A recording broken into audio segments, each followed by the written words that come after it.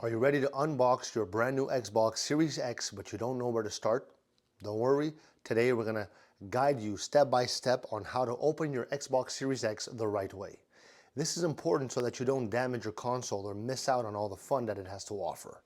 So, first, let's talk about making sure that your Xbox is in a safe spot, away from anything that could cause damage. Set it on a flat surface and make sure that you have plenty of space. Next, carefully remove the outer box. Don't rush through this part. Take your time so that you don't accidentally tear anything. Now, after that, you'll see the inner packing with the Xbox inside. Gently lift the console out and be careful of any cords or accessories. Speaking of accessories, let's make sure to unwrap everything carefully.